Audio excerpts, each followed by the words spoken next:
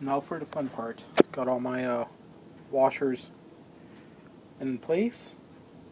If you're not too sure how your tranny goes back together, you can just go to sites like partzilla.com. Uh, very cheap at prices too, or parts. Now I got my, without squirting myself, my motor assembly grease on all the bearings. Don't worry about using too much. You're going to do an oil change normally after running it for the first hour anyway.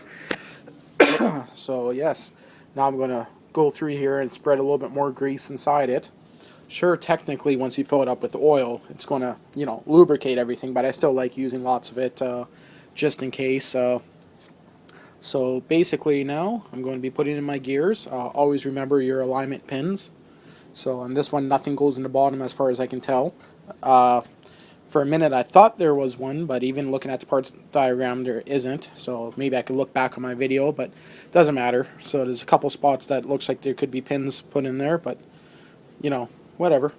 So as long as you got the two main ones, that's pretty much all you need.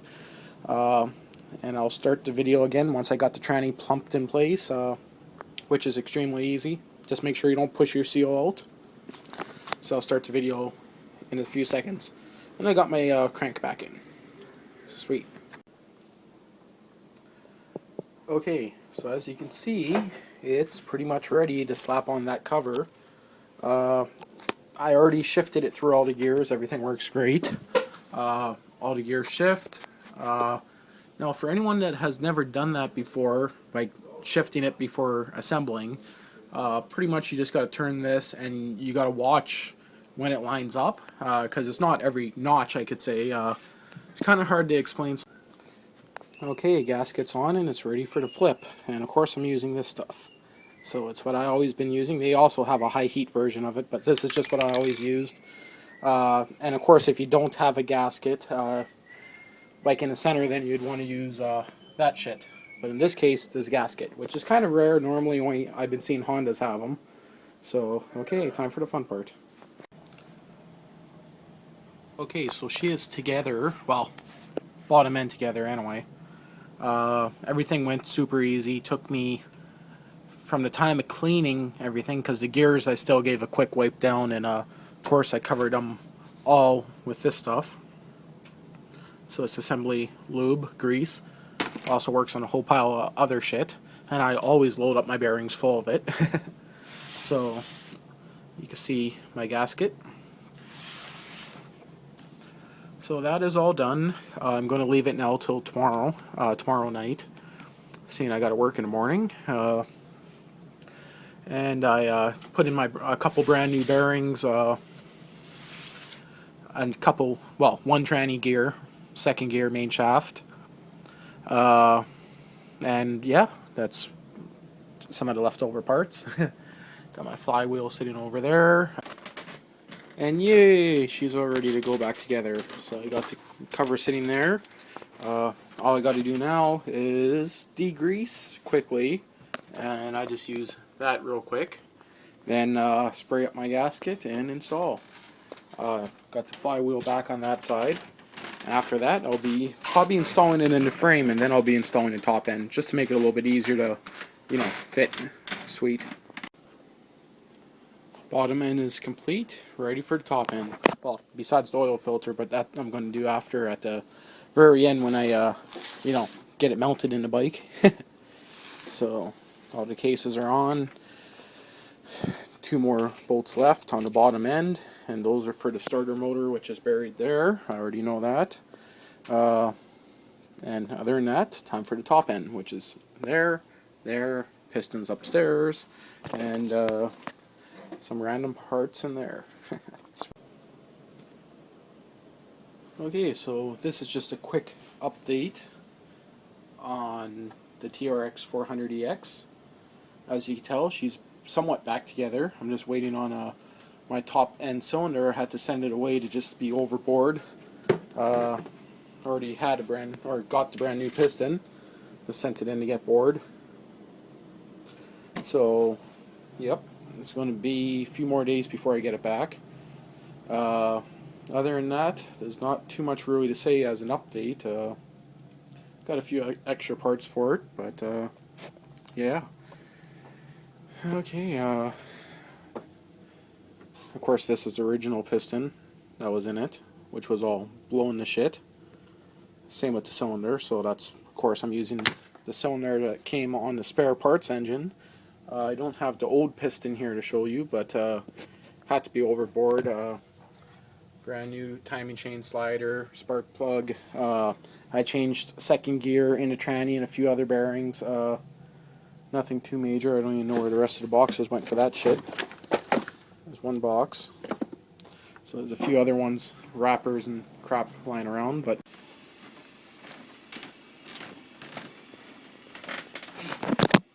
nice and shiny. Just got my cylinder back. And I got my new piston installed and ready to reassemble. Sweet. Holy crap, it's actually starting to look like an engine again. So, never had a time during the week to really work on it. Today's Friday. So, that's in. Time to put in my studs. Or not my studs, my actual bolts. Then I'm getting a text message, so I had to just look at it. Then time to install the head, which I already did the valves on the head and everything. That was all in great shape. And then I'm deciding if I want to take off the auto decompression mechanism. I'm just not too sure if you can do that, but I hate them, so I might just be removing that. Not too sure yet. So, okay. Okay, got my cylinder bolts in. I torqued them first of all to 10 foot-pounds, then 20, then 30, then I went up to about 35. I'm just pulling those numbers out of my ass. You might want to double check them, but normally that's what you torque them to. Same with these, I'm going to do the same thing, going to go to 35. Just using my piece of crap torque wrench, and of course it's never good to throw them around like that. So yes, now time for the head.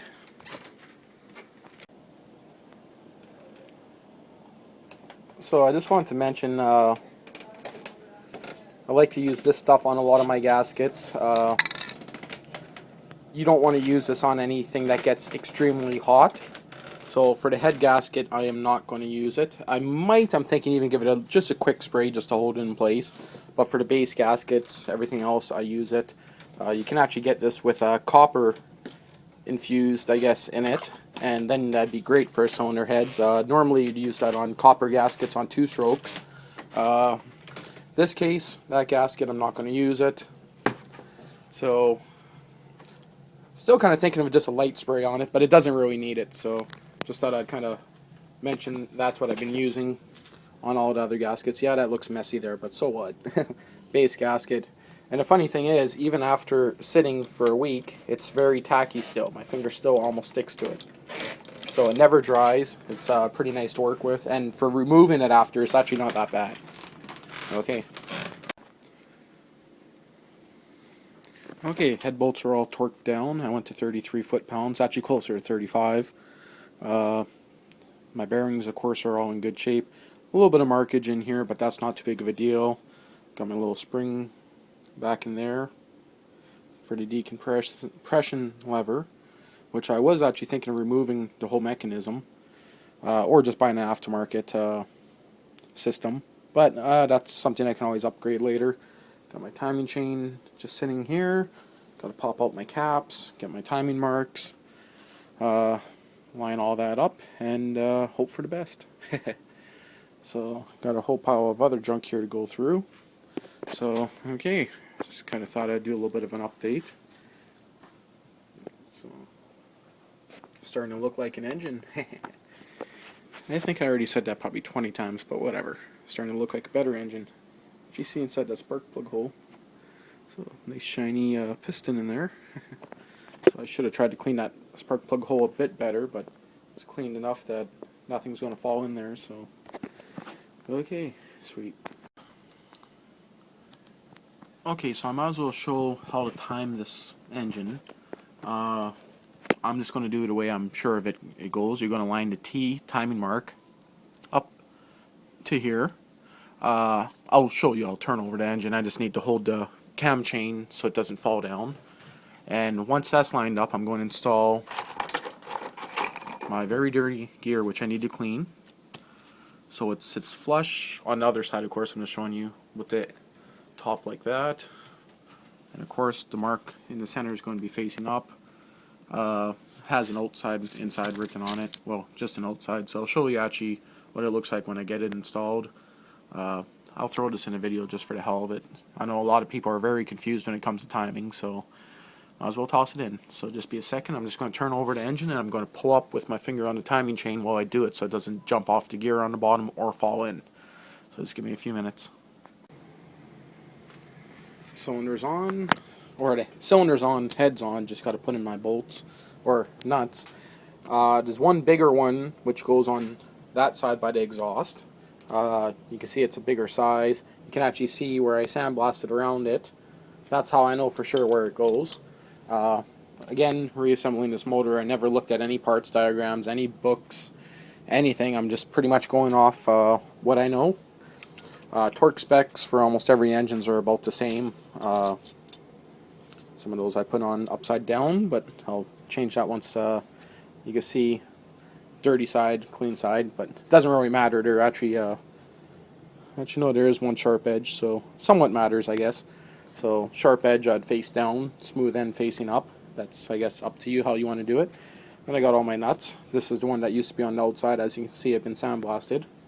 So I'm going to torque those both all to 10 foot-pounds. Then I'm going to go to 20 foot-pounds, then 30, and then probably up to 35. So missing one dowel pin on this side. Got the 2 for the valve cover. So yes, next time I show the video, I'll have the cam in and everything pretty much ready to go. These 2 bolts here on the base, I'm going to screw them in at the very end. I'm also going to make sure that these are all torqued proper. I just kind of went hand tight with them for now. Okay, so this is how I do it. It's kind of hard to see because it's not really, of course, sitting on a proper one, but you can see you got one line there, which if I go down like this, is flush. That other line right there, it's kind of hard to see, it's behind the dowel pin, is also flush. Sorry about the crappy camera angle. Here, now you can see that other line, and of course there's one always facing up. So this is how you time it. So basically these go like that, this one goes straight up, and you line this up to T, which I'll show you actually a mark in here. Just like that. So, and I am using a ratchet here because watch, if I remove the ratchet, see, it'll move off. That's normal. And then here, if you look, it's going to be a little bit higher on this side, lower on that side, but that's perfectly normal. Don't worry about that. One more thing else I want to mention in here is when you're putting your system back in, you'll see behind the screwdriver there's a little dowel pin right there with the spring. Do not forget to put that in. That's if you're running the stock cam. That's for your what goes against, that was completely off camera I think, but that's what goes against here for your compression release. Oh, hiccups. That's for your compression release. So without that, your compression release will just not work. Then of course your engine's not going to run because you're going to be free spinning all the time, and as far as I know, if it free spins all the time, it's going to be zero compression. So that actually little dowel pin and spring makes a difference. And of course for the timing mark, I got my timing or my cam tensioner completely removed. It's up to you, I guess, if you want to have it in, but I believe on this engine the best way to do it is have it removed and then put it in at the very end. So I'm also pulling up on it a little bit with the screwdriver. That's why it's a little bit tight, the chain, and it keeps it kind of center. So what I'm going to do now is remove the screwdriver and slip my cam in place. So, and of course when you're reassembling it, your cam, you're going to make sure, or want to make sure to put some assembly grease in all the journals and pretty much everywhere. How's that? So very important. And for the torque for these bolts here, I'll have to edit that in the description. seeing it's going into steel on here, I'm guessing it's probably going to be about 9 to 13 foot-pounds. So I will have to double check that, because I know I have actually seen these completely split from people over tightening them, and that is horrible. If that ever splits, you're going to do quite a bit of damage. I actually bought a XR80 or XR75 that had that, where the camming or timing chain gear split. So I got a new slider in here, or a timing chain tensioner on this side. The one on that side was still in pretty decent shape. Some who knows what fuzz in there. So I just thought I'd make just a quick update video and kind of throw that in the video for anyone trying to, or have anyone having an issue with their engine, how to time it. Okay. One more thing I thought I'd mention on this video is it doesn't technically matter if you install your lobes facing up or down. Compression stroke, exhaust stroke. It can't be 180 degrees out on this engine because Hondas fire on every piston stroke, ghost spark, whatever you want to call it. So it doesn't matter. You cannot put this thing 180 degrees out. So if it faces up or down, the only bad thing is if you install it with the lobes facing up. If you leave it like that, when you go to install your valve cover, of course, it's going to be trying to push one of the valves open. So of course you want to face it down. Again, you want to use some assembly lube pretty much everywhere. Make sure you got your spring and your little dowel pin in here. That's for your compression release. It's what stops it from, well, one way pretty much gear connects on there. Basically, as far as I know, if you don't use that, it'll be pretty much running with no compression. It will not allow the engine to start. So just from what I've been hearing, what people are saying, without that, it's pretty much going to keep one of the valves open all the time. I'm not sure exactly which one it runs off. Have to look at the cylinder head to find out. But just thought I'd mention that. Lobes facing down is your best bet. Always make sure none of your holes are plugged, because if you got any of them plugged, it's not going to last very long. Of course, inspect it, make sure everything's in good shape. This one here is minty. One-way gear's working great. And time to torque these down and put them on. I'm going to go to 13 foot-pounds. And I just lost it almost, which is should be more than enough, but again, check your manual, make sure. That's just what I'm going to set it at. So if you follow what I say, you might not want to. Check your manual. Okay, one more thing, make sure you install the bearing that's sealed on one side on the proper location. If you accidentally install it on this side, of course, it's not going to work. You can see there are different size centers. This is so your oil will flow through the cam instead of being just dumped straight down after. So it's very important. And again, cover everything with assembly lube. Double check that your spring, which you can't really see, but your spring and your dowel pin is installed proper for your decompression. So you can see it there.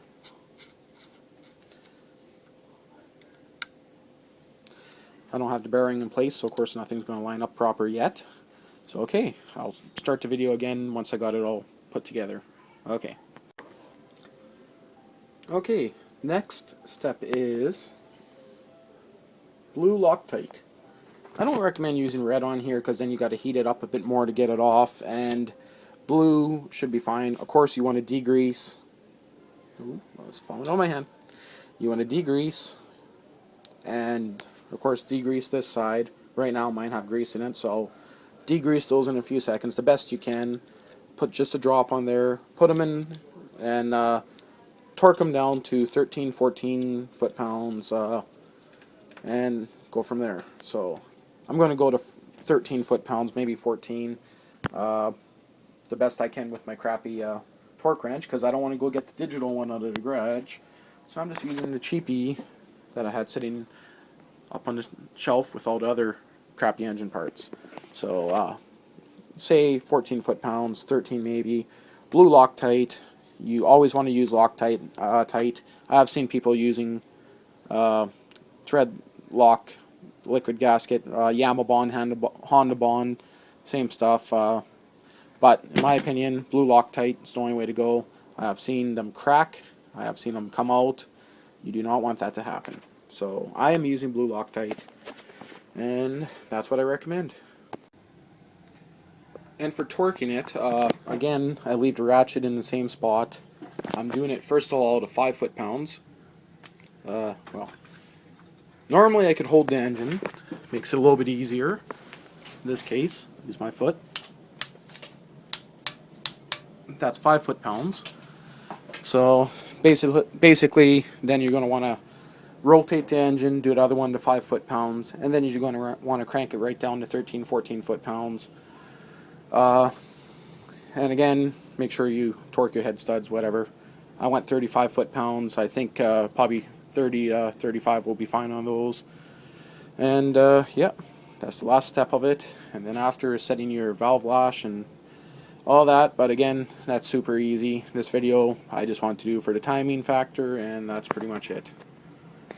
Okay. And this is the previous owner's timing mark, which you can see I'm taking off super easy. Been meaning to take that off just because I'm not using it.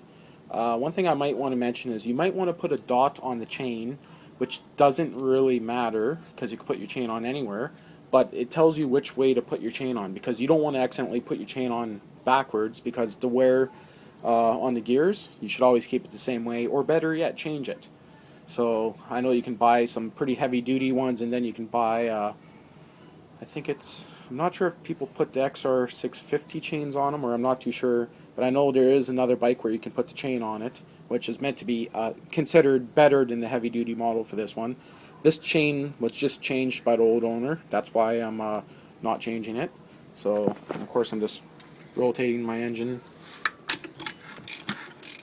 just up to the top there so I can put in my next bolt, and I should have left that ratchet there.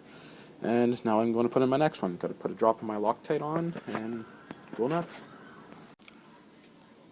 Okay, thought I'd throw this in the video for the hell of it. Cam chain tensioner. I know this one here must have been leaking like a bitch. The amount of blue silicone he has on it.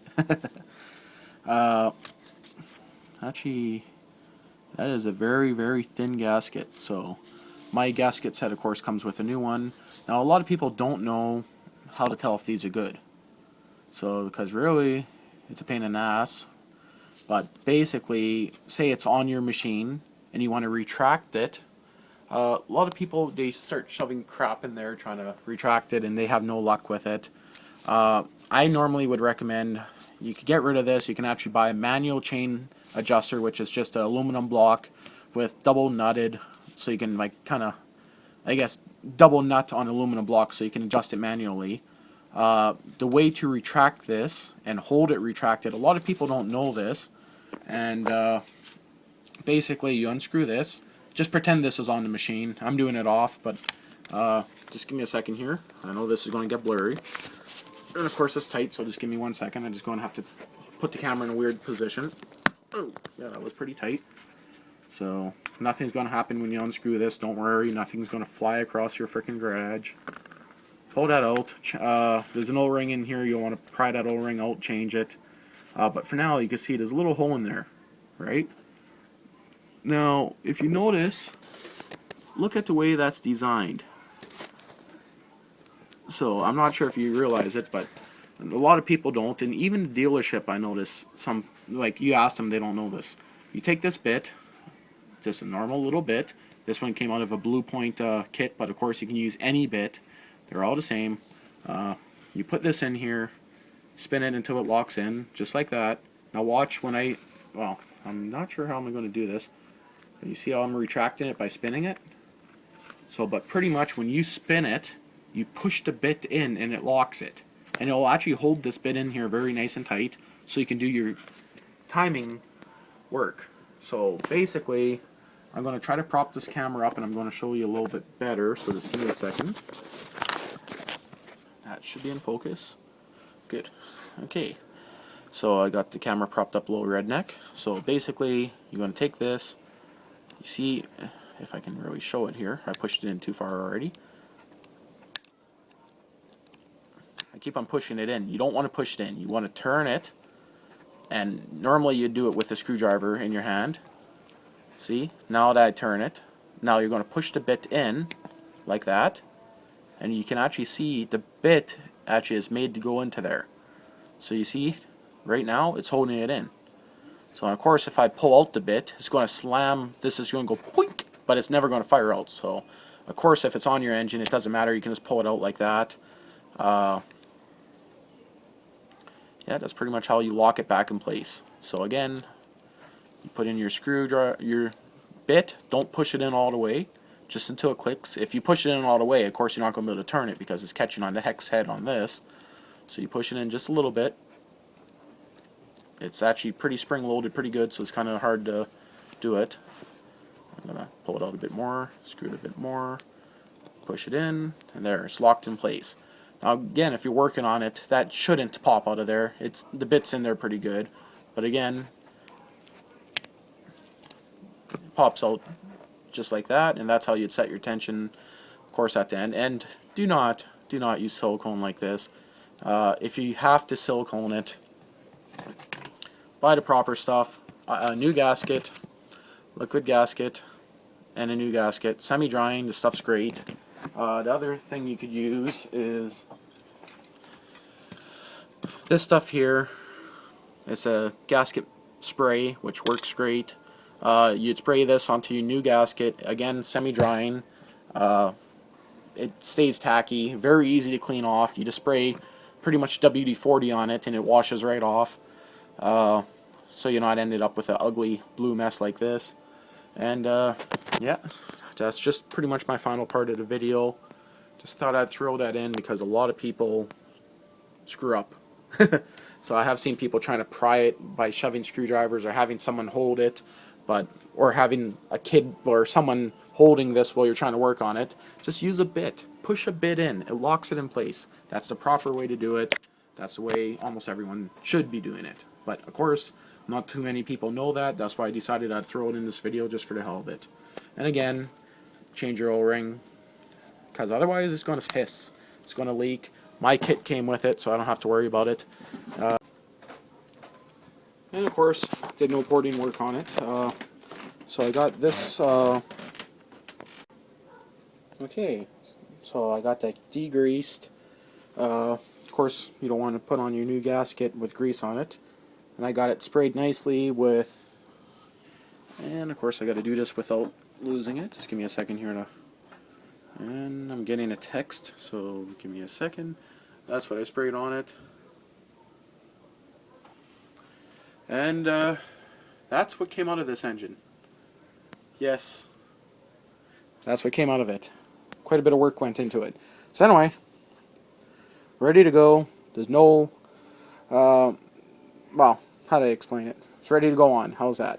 So of course you got the up and the down arrow, or number 4. I guess it's not an arrow, so have it with the 4 aiming up. In this case, I don't know if it really matters, but you got your spring sticking out the top. So I never degreased the entire spring. I left the oil in it. I just gave it a quick wipe down on the gasket surface, cleaned it up. So I'm ready to put that back in. Okay, so now that I got it assembled, I'm going to show you the bit. You put the bit in there once the cap O-ring's removed. And of course, give me a second to get it in. You screw it, and you can lock it in place right there, just with the bit. Now you got a little bit of play until you touch it mostly. But anyway, can't really get much of a shot because my light on my camera is on a weird angle, so yeah, it's not going to be any better that way. But give me a second here. Crank it right loose. It's kind of hard doing it with one hand and holding the camera. I'm sure it's still easier doing it. That is all the way down. Yep. So there you go. Locked in place. So yes, if you give it a little bit of a push on the tensioner, it is going to kick it back out. That's the way it's designed. So technically you could put tape across there. It's up to you really how you'd want to do it, but so you'll watch when I pull this out how it's going to self-adjust. See? Self-adjusted. And you can see it's only, the spring is stuck out about halfway, which is normal for a brand new chain. You cannot force it back. It's just the way it's made. It only works one way, and it only can go out like this. It cannot go back in. But again, I usually recommend switching it for a manual chain adjuster instead of automatic. And of course, that is pretty much it. Got these torqued down. These I got still torqued down. I'm not sure if I'm going to go 7 foot-pounds, 11 foot-pounds. And I never sandblasted it on purpose because I did not want a chance getting any sand stuck inside it. Because if I got sand stuck inside there, it would have been shot. Sure, I could have bolted it on and did it on the cylinder, but then I still had the chance of getting sand stuck in through the top of the coil spring. So, and of course, that's why it's the only thing on this engine that is not sandblasted. Well, pretty much the only thing. So, but okay, that's the end of this. And hopefully you learned something. If not, watch some more videos. You never know what you'll learn. And there we go, fully installed, ready to go. Sweet. She is done, ready to be installed. And I'm just about to give it a little bit of a paint job. And Adam, if you don't buy this quad when I'm done, I'm going to kick you in the nuts for making me paint my engine black. Quite literally, I'm going to kick you in the nuts. Black on this? I don't know. It's a little bit too new to paint the motor black on it. But whatever, I'll see how it looks. I just got to tape off some shit. So the starter motor I'm actually going to remove when I paint it. Hell, I might just paint over it, whatever. So, but clutch lever, I'm going to put the cover on here, and I'm going to degrease it, even though I already technically did, but you can still see some greasy fingerprints on it. And I'm going to give it a couple coats of high heat paint. Hopefully it doesn't look like shit. Mind you, it's a Honda, so, you know, whatever. I'm not going to say that. Now time for the fun part. Fun part, really. So, I'm going to remove the toolbox, whatever this bracket's for. Don't think that's for the exhaust.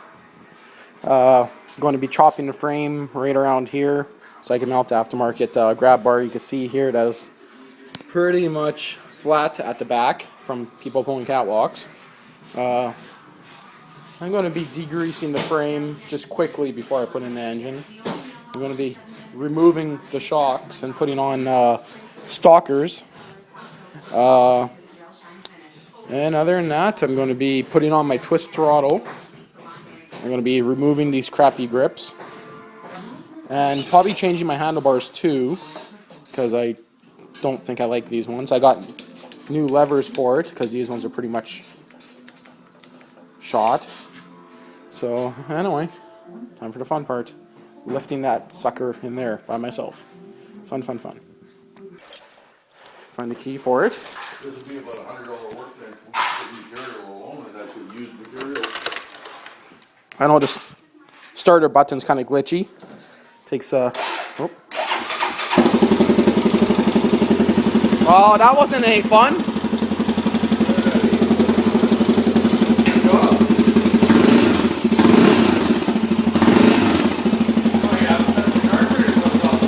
Nope. Choke's on. You might need to adjust a bit. Yeah. Start button doesn't want to work.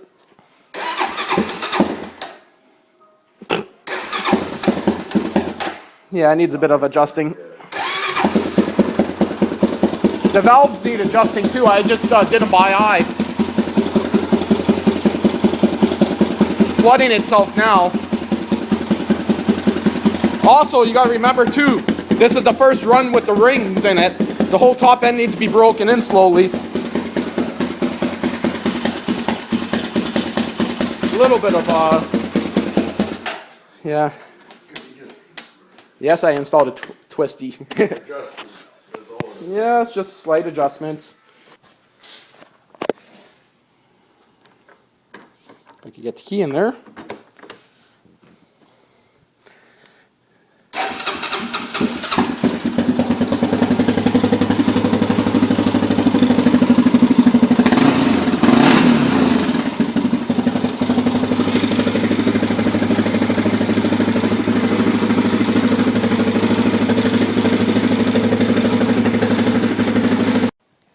Okay, who are you? Who am I? I'm Adam, aka Test pilot. Test Pilot 400EX. So I just talked him into putting on his sweater, even though it's plus fucking 25 out here.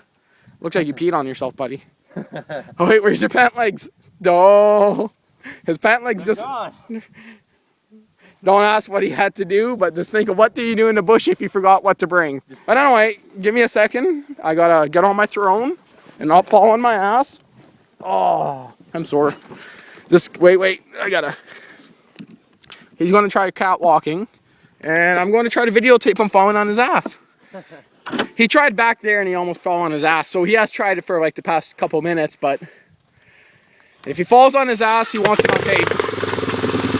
Okay, I'll see if I can keep up.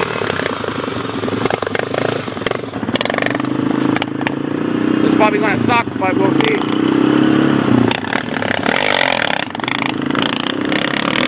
Oh, that's a fail.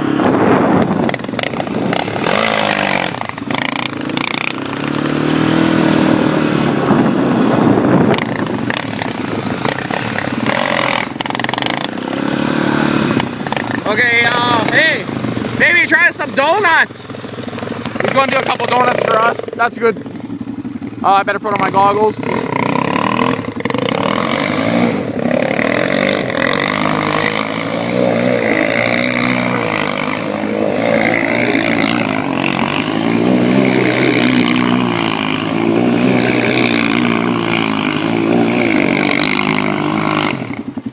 That was actually not bad, eh?